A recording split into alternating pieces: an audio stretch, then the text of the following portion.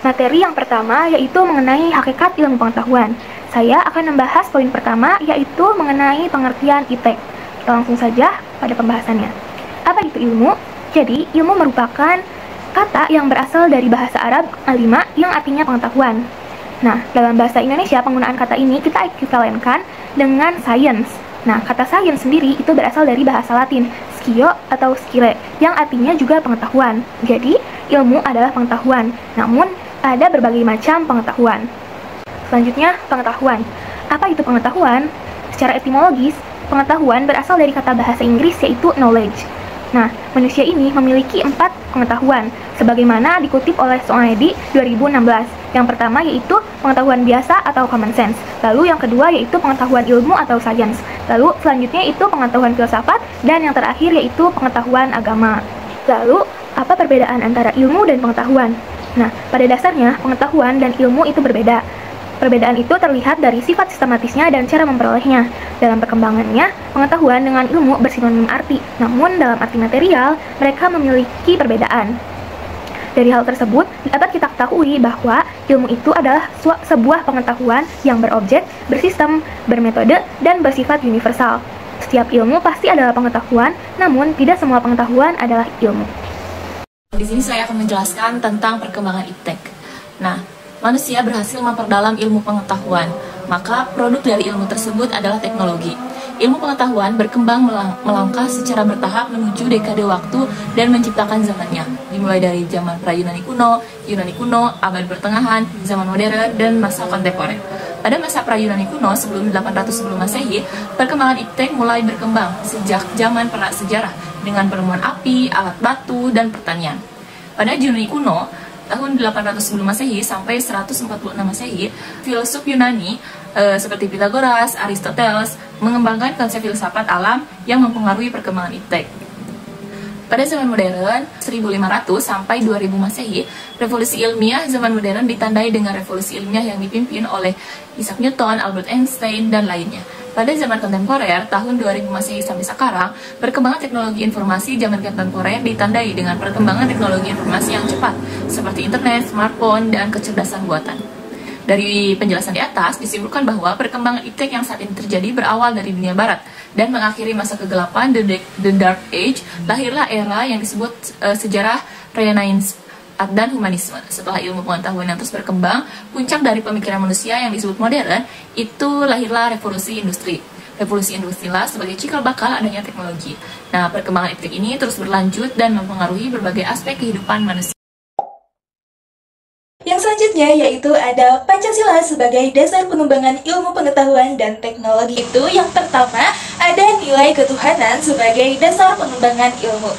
Sila ini memberikan dasar bahwa iptek tidak hanya memikirkan apa yang ditemukan, apa yang dibuktikan, dan apa yang diciptakan, tetapi juga harus dipertimbangkan maksud dan akibatnya. Yang kedua, nilai kemanusiaan sebagai dasar pengembangan ilmu.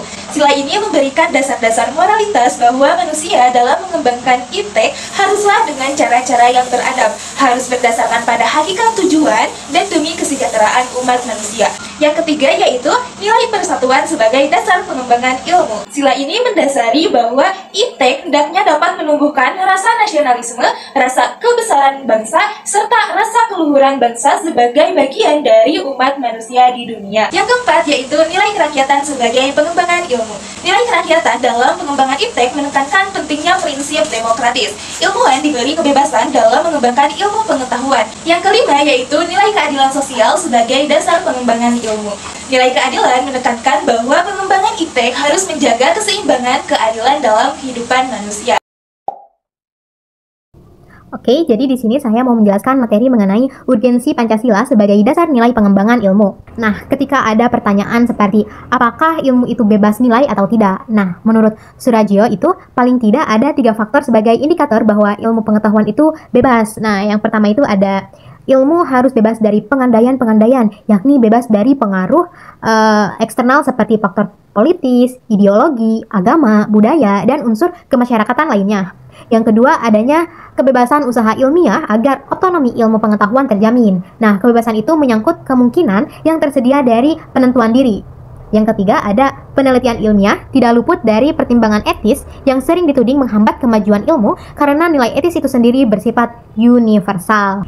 Selanjutnya, konsep Pancasila sebagai dasar nilai pengembangan ilmu mengacu pada beberapa jenis pemahaman, yaitu ada 4 yang harus dipahami oleh kita. Yang pertama ada setiap ilmu pengetahuan dan teknologi iptek yang dikembangkan di Indonesia haruslah tidak bertentangan dengan nilai-nilai yang terkandung dalam Pancasila. Yang kedua, setiap ilmu pengetahuan dan teknologi iptek yang dikembangkan di Indonesia harus menyertakan nilai Pancasila sebagai faktor internal pengembangan ilmu pengetahuan itu sendiri. Yang ketiga, nilai-nilai Pancasila berperan sebagai rambu normatif bagi pengembangan iptek di Indonesia. Artinya, mampu mengandalkan iptek agar tidak keluar dari cara berpikir dan cara bertindak dari karakter bangsa Indonesia itu sendiri. Yang keempat, setiap pengembangan ilmu pengetahuan dan teknologi harus berasal dari budaya dan ideologi bangsa Indonesia sendiri, atau bisa kita kenal dengan istilah mempribumikan ilmu. Nah, poin kedua kita akan membahas tentang apa aja sih alasannya diperlukan Pancasila sebagai dasar nilai pengembangan ilmu. Nah, pentingnya Pancasila sebagai dasar pengembangan ilmu kita dapat menelusuri ke dalam hal-hal seperti yang pertama nih, pluralitas nilai yang berkembang dalam kehidupan bangsa yang sering menimbulkan perubahan cara pandang. Nah, hal ini membutuhkan renungan dan refleksi yang mendalam agar bangsa Indonesia tidak terjerumus ke dalam penentu keputusan nilai yang tidak sesuai dengan kepribadian bangsa. Sedangkan yang kedua yaitu dampak negatif. Dampak negatif yang ditimbulkan terhadap lingkungan hidup yang berada dalam titik nadir. Selanjutnya yaitu yang ketiga ada pengembangan iptek yang didominasi negara-negara barat dengan politik global. Untuk poin yang keempat, kita akan membahas tentang 2 alasan Pancasila yang dijadikan dasar pengembangan ilmu pengetahuan dan teknologi. Yang pertama yaitu karena kerusakan lingkungan yang ditimbulkan oleh adanya iptek. Yang kedua karena penggunaan benda-benda teknologi yang menggantikan peran-peran nilai-nilai luhur. Nah, selanjutnya yang kelima, gaya hidup global menggantikan nilai-nilai kearifan lokal. Ketiga, tentang dinamika dan tantangan Pancasila sebagai landasan dasar pengembangan iptek.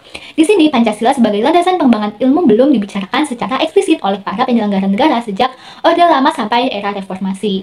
Namun, sementara itu ada beberapa tantangan terhadap Pancasila sebagai dasar pengembangan iptek di Indonesia. Nah, tantangan yang pertama yaitu kapitalisme yang menguasai perekonomian dunia termasuk Indonesia. Yang kedua yaitu ada globalisasi yang menyebabkan lemahnya daya saing bangsa Indonesia dalam pengembangan iptek, yang menyebabkan Indonesia lebih berkedudukan sebagai negara konsumen. Nah, yang ketiga yaitu konsumerisme, di mana menyebabkan Indonesia menjadi pasar bagi produk-produk negara lain yang lebih maju. Nah, yang poin keempat yang terakhir yaitu pragmatisme. Pragmatisme yang berorientasi pada 3 ciri. Yang pertama yaitu ada keberhasilan, yang kedua kepuasan, dan yang ketiga yaitu hasil. Nah, ketiga ciri inilah yang mewarnai perilaku kehidupan sebagian besar masyarakat Indonesia. Baik, di sini saya akan menyampaikan tentang isu pendidikan yang berkaitan dengan Pancasila sebagai dasar nilai pengembangan ilmu. Teknologi kini telah menjadi bagian tak terpisahkan dari dunia pendidikan, termasuk dalam pembelajaran matematika. Kita mengenal berbagai aplikasi dan media digital seperti GeoGebra, Photomath, kalkulator ilmiah, hingga platform pembelajaran daring yang memudahkan siswa untuk memahami konsep matematika yang rumit. Namun, di balik kemajuan tersebut, kita menghadapi satu pertanyaan penting. Apakah penggunaan teknologi ini juga memperkuat nilai-nilai Pancasila atau justru sebaliknya? Sebagai contoh, contohnya banyak siswa menggunakan aplikasi seperti Photomath hanya untuk mencari jawaban tanpa memahami langkah-langkahnya. Ini menimbulkan kebiasaan tidak jujur dan menurunkan tanggung jawab belajar. Contoh lain, dalam pembelajaran daring, siswa sering bekerja secara individual tanpa kolaborasi. Padahal kerja kelompok bisa menjadi sarana membangun semangat kebersamaan dan gotong royong. Adapun contoh lainnya juga, teknologi juga memudahkan plagiarisme dalam pengerjaan tugas matematika yang jelas bertentangan dengan nilai keadilan dan kejujuran. Lalu, bagaimana nilai-nilai Pancasila seharusnya hadir dalam pembelajaran ini? Sila pertama mengajarkan bahwa ilmu termasuk teknologi harus digunakan dengan kesadaran moral dan etika. Sila kedua mengingatkan kita untuk tetap menghargai kemanusiaan, seperti menghargai hasil kerja orang lain dan menghindari plagiarisme. Sila ketiga menekankan pentingnya kerjasama dan gotong royong dalam proses belajar. Sila keempat, mendorong pengambilan keputusan yang adil, misalnya dalam pembagian tugas kelompok. Sila kelima, menuntut keadilan sosial dalam akses dan pemanfaatan teknologi agar semua siswa bisa belajar dengan kesempatannya yang sama.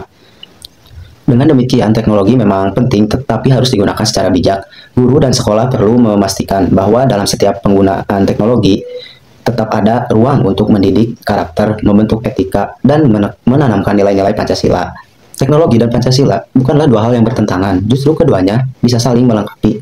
Di tangan pendidik dan siswa yang berkarakter, teknologi dapat menjadi sarana untuk memperkuat nilai-nilai luhur bangsa, sekaligus meningkatkan mutu pendidikan. Mungkin cukup sekian materi yang bisa saya sampaikan. Terima kasih.